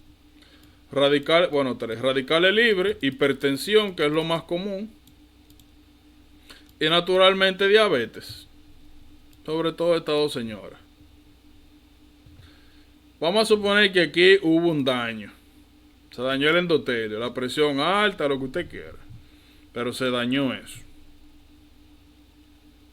Aquí en la sangre ya nosotros vimos que hay muchos componentes. De esos componentes a nosotros nos interesa uno, ahora mismo, LDL. La LDL, cuando hay daño endotelial, tiene la capacidad de filtrarse a la media. El problema de esa LDL cuando se filtra es que se oxida. Y ya nosotros sabemos que el sistema inmunológico, todo lo que sea de nosotros que no está donde le corresponde, es extraño. Entonces, si aquí tú tienes esto con LDL oxidada, eso es una vaina rara. Hay que eliminarla. Vienen los macrófagos. Los macrófagos, ¿qué hacen? Lo que ellos saben hacer. Llegan y comienzan a fagocitar esa LDL oxidada. Hay un pequeño problema. Nosotros tenemos la capacidad de crear colesterol, LDL, ya ustedes saben que eran lipoproteínas ricas en colesterol. Los macrófagos tienen un problemita y nosotros en general. Nosotros tenemos la capacidad de sintetizar colesterol, pero los macrófagos no tienen las enzimas necesarias para digerir al colesterol. Entonces, con el tiempo, los macrófagos causan inflamación de esta área tratando de eliminar esa LDL oxidada. Y como ellos lo fagocitan, pero no pueden eliminarla, se convierten en lipid-laden macrophages. Le llaman también FOAM macrophages. Células FOAM, mírenla ahí. Células de FOAM.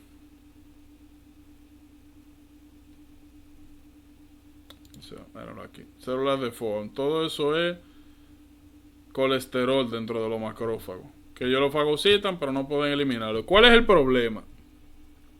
Con el proceso inflamatorio de los macrófagos, sobre todo que no pueden eliminar el LDL, este proceso se cronifica. Se exacerba el daño endotelial. Fíjense cómo vamos y cómo comenzamos. Cómo comenzamos y por dónde vamos. Así que con el proceso inflamatorio se sigue dañando el endotelio. Por ende se comienzan a filtrar eventualmente más LDL que se oxida. Y se forma la llamada estría grasa. ¿Qué sucede? Cuando este proceso se cronifica, se vuelve un loop, ¿cómo es que le dicen? Un loop, un círculo vicioso. Los macrófagos tratan de eliminar, no pueden eliminar, inflaman, más inflamación, más daño endotelial. Mientras más daño endotelial, más LDL se filtra, se embroma todo. Se cronifica el proceso, se vuelve un círculo vicioso. Posteriormente, ¿qué es lo que vemos aquí? El crecimiento de la placa es tal que comienza a ocupar el lumen. Comienza a disminuir el lumen.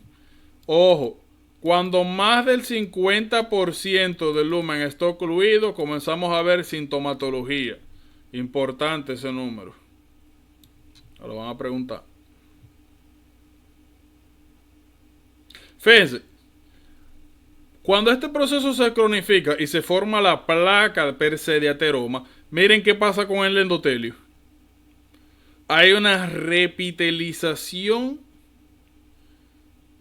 del endotelio vascular que consolida la placa. Ahora se ve la placa, que está conformada de grasas, ¿verdad? Colesterol, macrófago. Y ahora se une un tercer señor, que son las células miofibroblásticas. Estas células de músculo liso vascular tienen la capacidad, tienen una función dual, tienen función contráctil y tienen la capacidad de producir colágeno.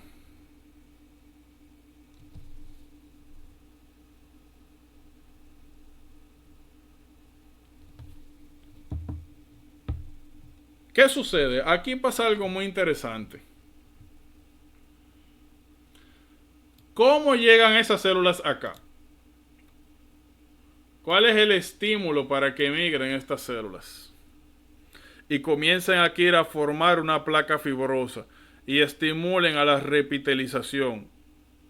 Y comiencen a secretar colágeno. O sea que aparte de todo lo que tenemos aquí, tenemos colágeno también. Se forma una placa fibrosa. Eso le da estabilidad a la placa para que no se rompa. Porque si esta placa se rompe, y ustedes saben, se va el trombo a ocluir esa arteria más para adelante. Porque ustedes saben que la arteria comienza en grande y se va poniendo chiquita. Entonces si aquí eso estaba ocluyendo hasta ahí y esto se rompe y se va a ocluir en algún sitio. Entonces la pregunta del millón. Ya nosotros sabemos cómo los macrófagos llegan. Algo extraño, donde no tiene que estar. Eso. Fíjense, aquí no está representado, pero si usted está excluyendo la luz, el lumen, naturalmente van a comenzar a chocar plaquetas. Y si las plaquetas chocan, se van a comenzar a agregar, que se suman a los componentes de la placa.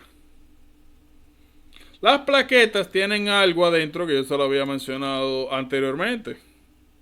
El factor de crecimiento plaquetario. Ese factor de crecimiento plaquetario es el que da la orden. Es la sustancia que activa a los miofibroblastos. ¿Por qué eso es importante? Porque es una pregunta clásica del STEP. ¿De dónde vinieron esos tigres?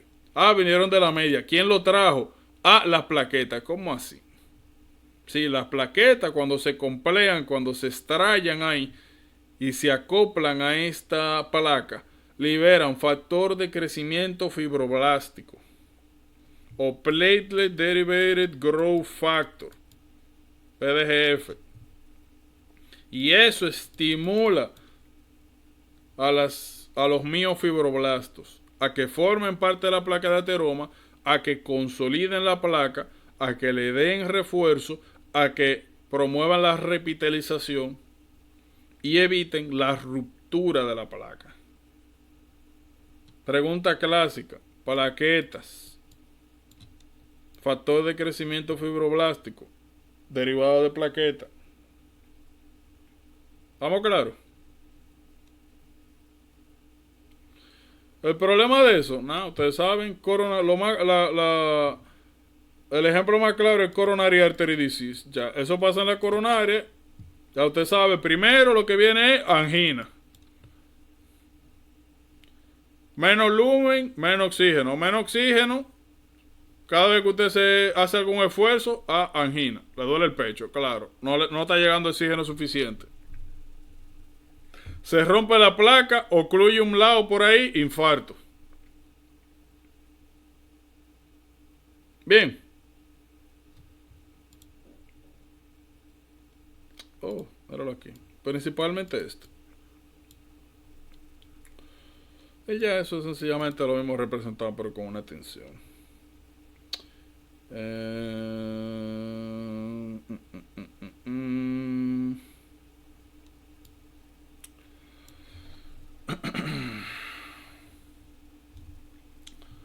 Bueno, ¿ustedes tienen alguna duda de esto? ¿Tienen alguna duda?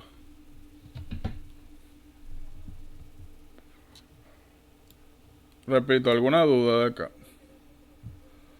No, de esto.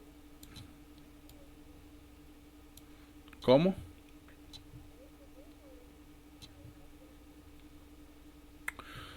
Ok, miren. Esto es sencillito. Esto no supone que la aorta. Si por cualquier razón del mundo, que existen varias, sucede esto, eso es aneurisma. Bien. El problemita que tienen las aneurismas son dos. Primero, si el flujo de la sangre es así, ya ustedes saben que aquí se va a formar un flujo turbulento. Flujo turbulento es igual a aumento de riesgo de que aquí se forme un colón de plaquetas y se desarrollen trombos. Segundo, como aquí literalmente estamos, no quiero decir la palabra que tengo en la cabeza, pero ¿cómo se llama eso? ¿Cómo ustedes le llamarían a eso? Como el aneurisma es un weakening de la membrana, o mejor dicho, del componente vascular aórtico, el nombre lo dice, weakening. Por ende, esta parte es sugestiva a rupturas. Y ruptura es sangrado. ¿Cuáles son los principales aneurismas que ustedes van a ver? Abdominales, torácico y en el sistema vascular nervioso. Vamos a ver los subarachnoid hemorrhages más adelante en neuro. Las hemorragias subaracnoideas. Ahí en el círculo de Willis.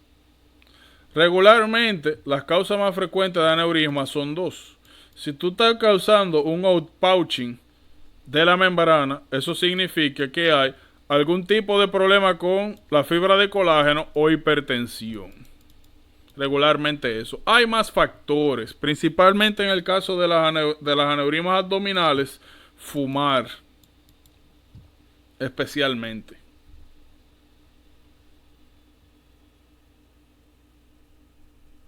Cada vez que ustedes tengan un aneurisma, regularmente tiene dos abordajes. Uno es conservador si es pequeña y no da ningún síntoma. Y la otra es que si es muy grande o está en riesgo de ruptura, se clipea. Le pone un clip. O clip o el otro es un coil. Que rellenan como con una piecita de metal, un coil. Ya. Pero generalmente se dejan tranquilitas. A menos nuevamente de que haya riesgo inminente. ¿Qué tienen que saber? Regularmente con lo que se hace el surveillance es con ultrasonido. Todo paciente masculino que haya fumado en su vida y tenga más de 65 años, hay que por lo menos una vez hacerle un screening de aórtica abdominal aneurism. ¿Cuándo usted tiene que sospechar de eso? Un hombre más de 65 años que fuma y que cuando usted está escuchando, auscultando el abdomen, suena un bruit. Hay un soplo raro ahí. Cada vez que usted tenga en el abdomen un soplo, tiene que buscar estenosis renal o abdominal aortic aneurysm. Ey, ey, ey. Clásico.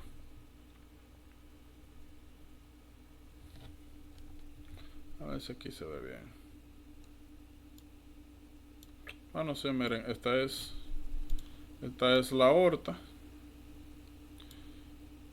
Normalmente este debería ser el lumen y lo que estamos viendo es un flap, una extensión.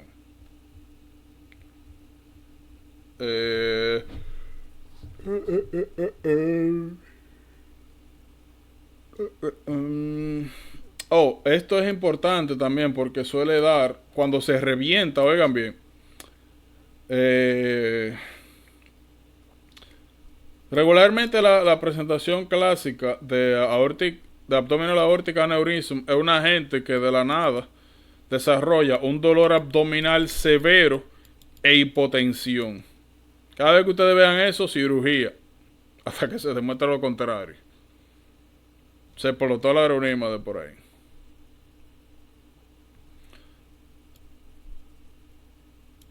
Aorta torácica, ¿se acuerdan de esto? Degeneración media cística. Cada vez que ustedes vean un aneurisma torácico, tienen que pensar en ese efecto. ¿Se acuerdan cuál era el hallazgo histológico de esto? Vamos a ver. Cystic medial degeneration of aorta. Pero ¿cómo se llama? Sí, estamos claros, pero ¿cómo se llama ese patrón histológico? Weaver basket. Weaver basket se llama ese patrón. Es importantísimo. Clásicamente, cuando ustedes encuentren una aneurisma torácica, tienen que pensar oigan bien, en Marfan, en bicuspid aortic valve, sobre todo lo que tenga problema con colágeno. Pero clásicamente, la mayoría de las preguntas que ustedes van a ver de connective tissue disease son de Marfan. De sífilis. ¿Se acuerdan cuando hablamos de arteritis? Vasa vasorum. Miren. Vasa vasorum. Vasa vasorum son vasos sanguíneos microscópicos que irrigan a los vasos sanguíneos.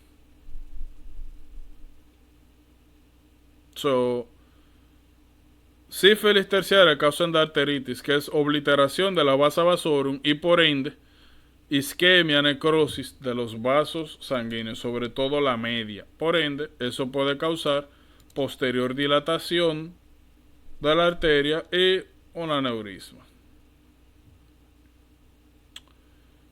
Miren, esto es importantísimo.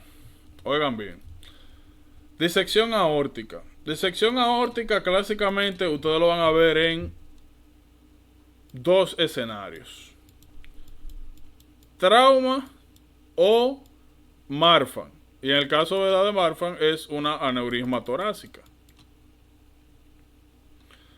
Trauma. Ya yo le dije en trauma, le había explicado. Le dije que vamos a buscar aquí. Aortic isthmus. Vamos a ver. Míralo aquí. Oh, ¿y dónde está el ligamento?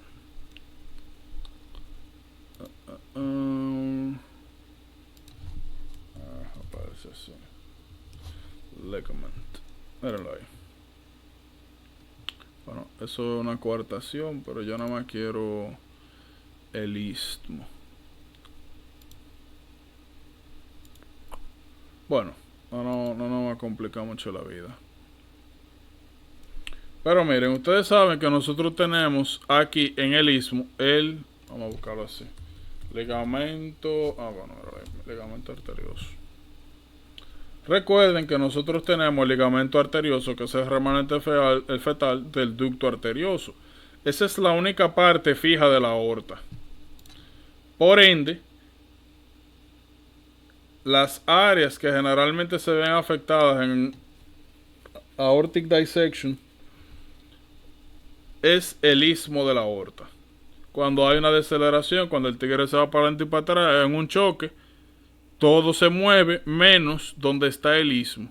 Y eso causa tearing, rompimiento.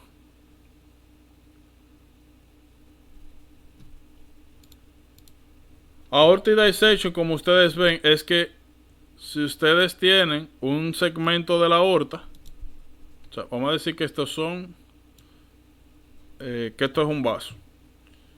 Los vasos ya sabemos que tienen capas. Disección de aorta son 3. Vamos a poner, ahí están las 3 capas. Disección de aorta, imagínense que esta, la capa media, usted la rompe y la separa.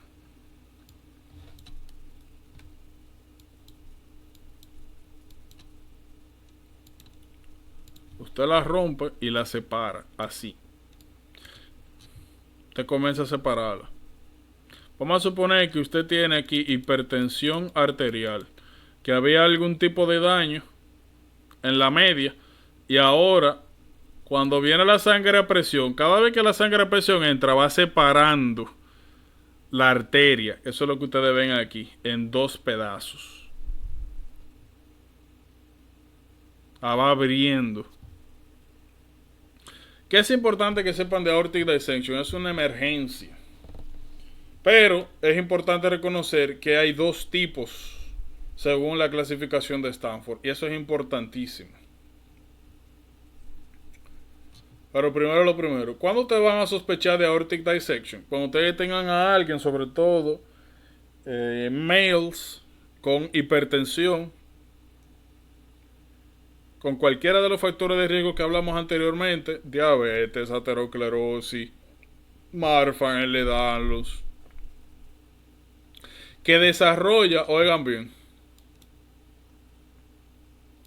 un dolor torácico exagerado y literalmente así mismo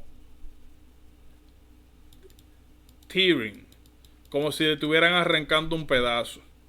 No me lo confundan con infarto. El dolor de infarto es opresivo, como si tuvieran un elefante arriba.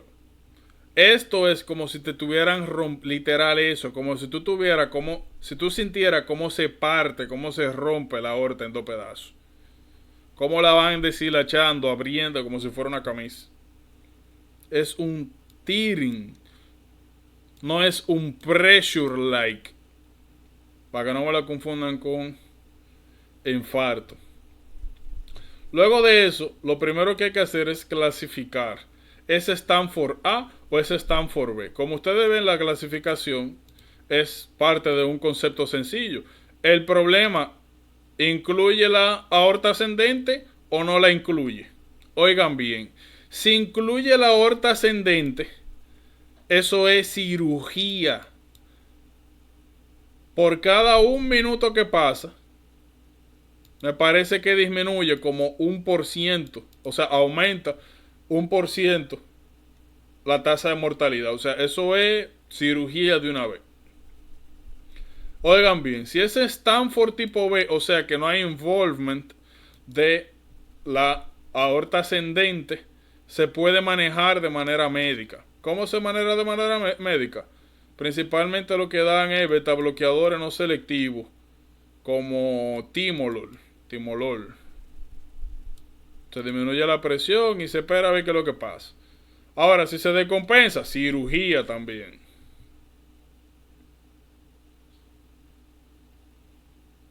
Naturalmente, como aquí nosotros vamos a tener segmentación de la aorta, vamos a tener un efecto parecido al de la coartación de aorta, donde ustedes van a tener diferentes presiones en los miembros superiores e inferiores. Pero lo más característico es esto: sudden, tearing, chest pain. Por si acaso, el dolor se irradia. El de infarto, ustedes saben que regularmente se va a jaw, a quijá y a hombro izquierdo. Este se va es para la espalda, sobre todo en el medio de la escápula. Eso es lo que refieren. Importante que por lo general cuando hay involvement proximal se puede desarrollar taponamiento cardíaco o secundario aortic regurgitation.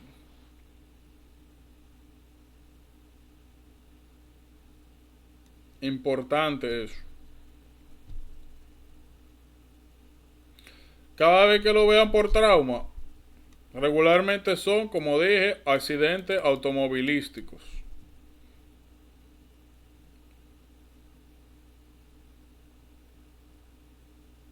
Hay algo que tiende a pasar desapercibido. Aortic dissection. Hay algo importante con el método diagnóstico. Esto es angiosity. Vamos a ver una que se vea mejor. Sí, mírenlo ahí. Ustedes están viendo eso ahí. Esta es la aorta. Y miren el flap. Cada vez que ustedes vean eso, disección aórtica, que vean un flap así como en el medio, generalmente tiene esa forma, o así, que usted ve como que algo está dividiendo el lumen en disección aórtica. Otra cosa, ¿qué era lo que iba a decir? Sí, la disección aórtica se utiliza en dos métodos diagnósticos, oigan bien. Se utiliza angiosity, angiotac. Y lo otro que se utiliza es, ¿cómo era que se llamaba esto? Ecocardiografía transesofágica. Cuando tú tienes un paciente que está no estable, o sea, que tiene la presión en el piso, que está como que se va a morir, tú utilizas ecocardiografía transesofágica. Ahora, si tú tienes un paciente estable hemodinámicamente, tú le haces su angiotac. Le encontraste, como te dije. Bueno, a ver si Stanford 1 o 2. Stanford, de que 1 y 2. Stanford A. Stanford A, pues ya tú sabes, cirugía. Stanford B, tratamiento médico. ¿Estamos claros con disección aórtica?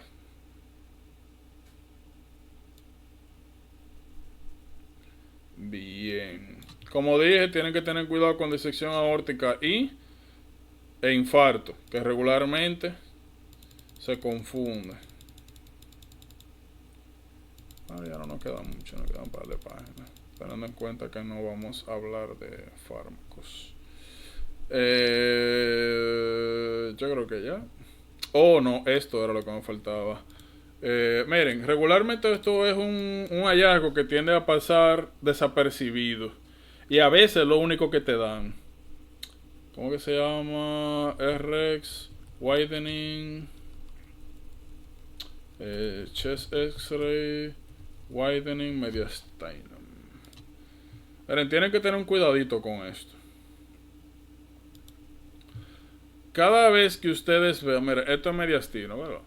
Cada vez que ustedes vean, miren ahí, que se ve sobre todo la parte superior exageradamente ensanchada, tienen que pensar en dos cosas. Depende de la clínica, claro, pero regularmente tienen que pensar en dos cosas. Uno, naturalmente en lo que estamos hablando, si usted está disectando la aorta, se va a ensanchar. Lo otro es, si usted tiene perforación esofágica, que hay widened mediastinum. Hay en otra patología, en anthrax, hay widening mediastinum también. Pero naturalmente son historias diferentes. Este es un tigre, en el caso de aortic aneurysm, o mejor dicho, aortic dissection, un tigre que te llega con un dolor súbito. Dolor súbito que se irradia, tearing en condición que se irradia al espacio interescapular, que el tigre tiene sus añitos, tiene hipertensión, diabetes, tiene disociación de BP entre miembros superiores y miembros inferiores. Widening mediastinum. Ya tú sabes, aortic dissection. Si un tigre que te llega, que tiene un par de días con males, dificultad respiratoria. Tú piensas, o que trabaja con animales, con... ¿cómo se llama esto? O con conejos, o con ovejas. Eso es anthrax. Si te llega con que recientemente le hicieron una endoscopía y que al otro día tiene fiebre, widening mediastinum, perforación iatrogénica. Cuando le hicieron la endoscopía le llevaron a un lado. O que el tigre ha vomitado 10.000 veces, síndrome de Boerhaave. Perforación esofágica, widening mediastinum. Bien. Vamos claro. Nítidos, señores, nada. Meta mano